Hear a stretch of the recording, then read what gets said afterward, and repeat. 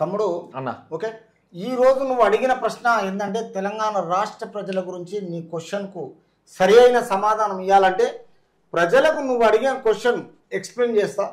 ఈరోజు నాగార్జున సాగర్ ఏంది, శ్రీశైలం ఏంది, మేడిగడ్డ ఏంది, దాన్ని ప్రతిష్టాపన చేసిన డేట్లు ఏంది, కన్స్ట్రక్షన్ ఎంత టైం పట్టింది, ఎంత బడ్జెట్ అయింది క్లియర్ కావాలి.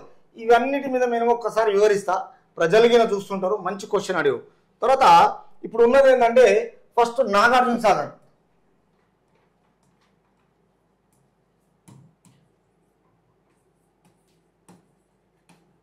నాగార్జున సాగర్ ఒకటి, తర్వాత ఇక్కడ శ్రీశైలం రెండు, తర్వాత మూడోది మేడిగడ్డ కాళేశ్వరం.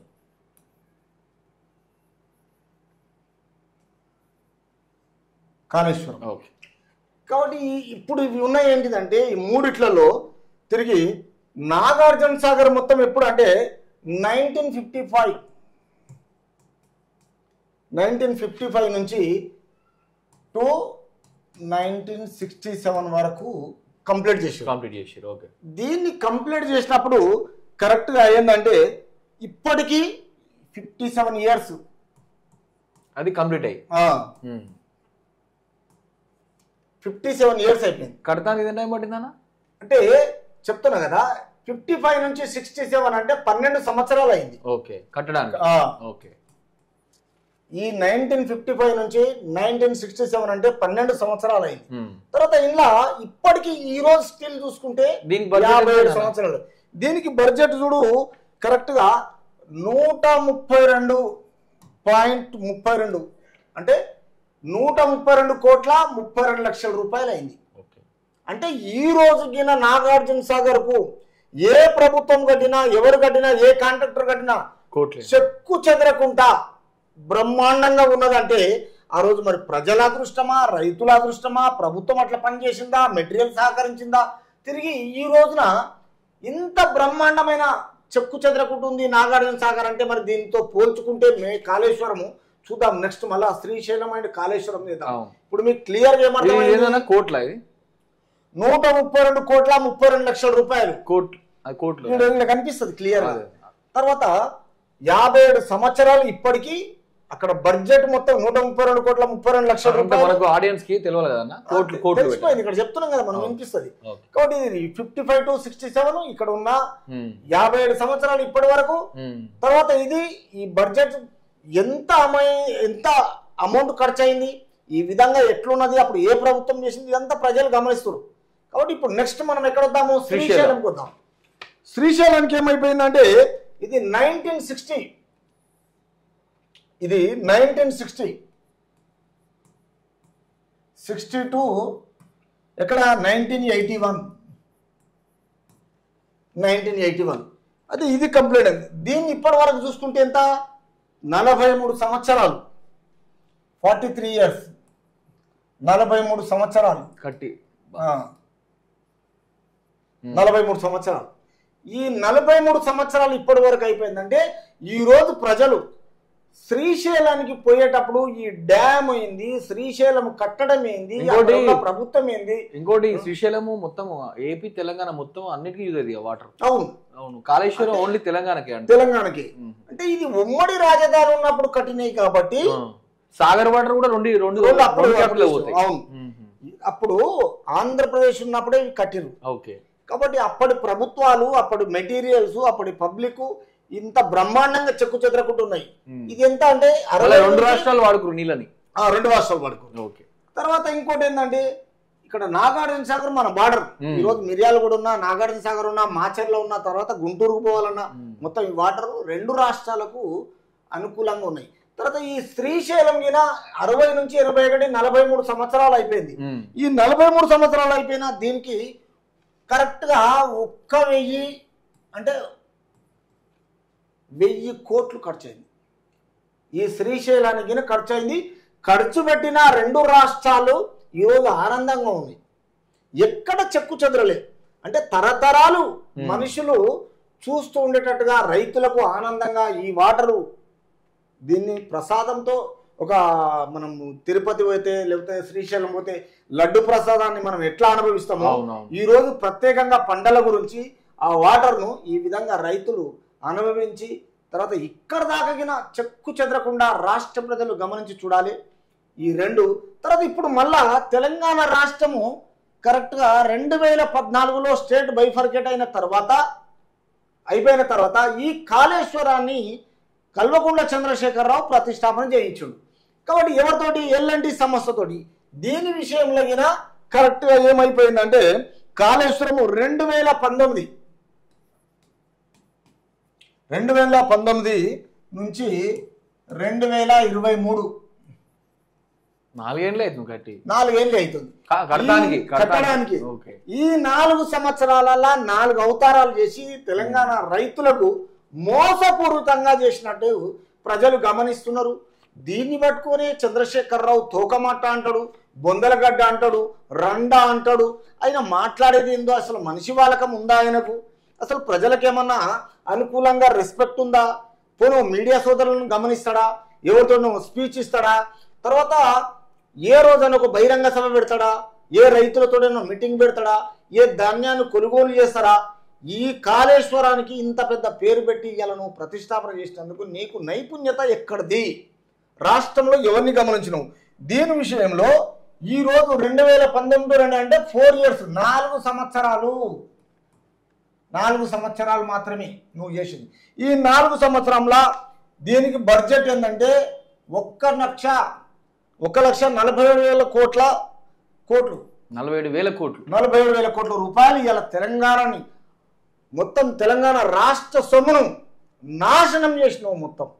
ఇవాళ మళ్ళీ తిరిగి సేఫ్టీ అథారిటీ టీము రావాలి, ఇంజనీర్లు రావాలి, ఎల్ఎంటీ రావాలి, వీళ్ళ పరిశీలన చూడాలి, వీళ్ళ ఆర్డర్స్ను చూడాలి, మళ్ళీ తిరిగి మళ్ళీ డబ్బు ఖర్చు పెట్టాలి, మళ్ళీ పునర్నిర్మాణం స్టార్ట్ చేయాలి రైతులకు కావాలంటే.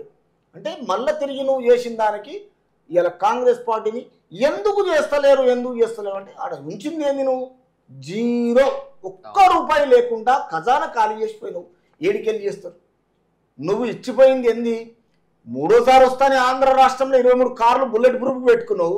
తెలంగాణ రాష్ట్రాన్ని మొత్తం కూడా ఏం లేదు. తర్వాత మీకు మళ్ళీ మీరు అధికారంలో ఉన్నట్టు మీ భ్రమ. ఇలా మళ్ళీ మేడిగడ్డ గురించి ఒక కొట్లాట, నీ కొడుకుది పేపర్ లీకేజ్ ఒకటి, తర్వాత తిరిగి ఇప్పుడు ఎన్నికల కూడా వచ్చిన తర్వాత ఫోన్ ట్యాపింగ్ ఒకటి, నీ బిడ్డది సారదంద ఒకటి, హరీష్ రావుది కేంద్రానికి మిషన్ కాకతీయ మిషన్ భగీరథ ఒక బిల్సులు లేకుండా ఇలా తలసాని సీన్ అన్నది మొత్తం గొర్రెలు పంచినట్టుగా బిల్లులే తప్ప కొన్నది ఏం లేదు. ఏంది తెలంగాణలో మొత్తం 119 నియోజకవర్గాలలో ఏ ఎమ్మెల్యేగినా ఏ విలేజ్కి పోకుండా ఎవరితో సంప్రదింపులు చేయకుండా అసలు నిట్ట నిలువున ముంచేసి ఏ రోజు బహిరంగ సభలు పెట్టకుండా వాళ్ళ మంచి చెడులు చూడకుండా లాస్ట్ 5 సంవత్సరాలు అయిపోయినాక మళ్ళా 5 సంవత్సరాలకు బహిరంగ సభలు పెట్టి నువ్వు ఓట్లు వేయమంటే నీకు తెలంగాణ ప్రజలు ఎట్లా కనిపిస్తుంది? అందుకే నీకు మోసం అన్న 1,50,000 కోట్లు 1,000 కోట్లు దీని స్థాయి ఏంటంటే 2 రాష్ట్రాలు అనుభవించారు ఈ రెండింటిని అంతే. మరి ఇది ఏంది కేవలం తెలంగాణ? అది కూడా 4 ఏళ్ళు కడతా టైం పట్టింది, ప్రాబ్లం స్టార్ట్ అయ్యింది. 4 కోట్ల పబ్లిక్ పాపము ఏదన్నా గత్యంతరం బ్రతకడానికి ఉంటదేమో. ఇది 57 ఇయర్స్ దీని ఏజ్, 43 ఇయర్స్ దీని ఏజ్. దీని ఏజ్ ఎంత? 4 సంవత్సరాలు. ఇది కడతానికి 4 సంవత్సరాలు కట్టింది. మళ్ళీ తిరిగి నాదేమైనా ఉందా? ఈ కడతానికి 4 సంవత్సరాలు కంప్లీట్ అయ్యి 1 సంవత్సరం అవుతుంది. అది మేకప్ చేసుకుంది ఓన్లీ. అదే డబ్బులు నాగం చేసి మేకప్ చేసుకున్నది. ఇవేమో ప్రతిష్టాపకంగా ఉన్నది. ఇప్పుడు చూడు ఇటువంటి మనం అన్న ఇంట్లో బువ్వ వండుకొని తినేటప్పుడే ఒకసారి ఖరాబ్ అయింది అనుకో, మళ్ళీ ఉంటావా? అది వాడేసి అంతే మళ్ళీ కొత్త తీసుకోవాలి. అంటే దాని ఖరాబ్ అయినట్టే లెక్క అంతే. మరి గాదానికి మనం అంత కేటాయిస్తాం అంటే అంత తీసుకుంటాం. మరి ఇట్లాంటి దాన్ని ఏంటి పరిస్థితి? బువ్వ పడేసినట్టు పడేయలేం కదా దీన్ని అంత ఈజీగా. మంచి క్వశ్చన్. అయితే ఇది ఏంటంటే సొమ్ము కొంది సోకొంది. వాళ్ళు డబ్బులు ఖర్చు పెడితేనేమో ఆ పడవ నడిపితే దానికి ఆ విధానం తెలుస్తుంది. పడవ నడిపింది ఆయన గాని డబ్బు ఆయనది కాదు కదా. ఒక శాస్త్రం ఉంది, ఒక వంట కథ ఉంటదంట. ఒక చిన్న ఒక మంచి కథ చెప్తా వినండి సోదరులారా.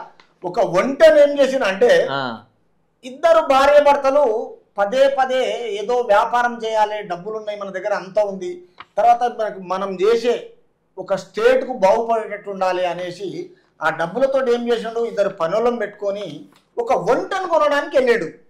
వంట ఎవరి దగ్గర కొన్నాడు? నీ అటువంటి వాళ్ళ దగ్గర కొనడతాను.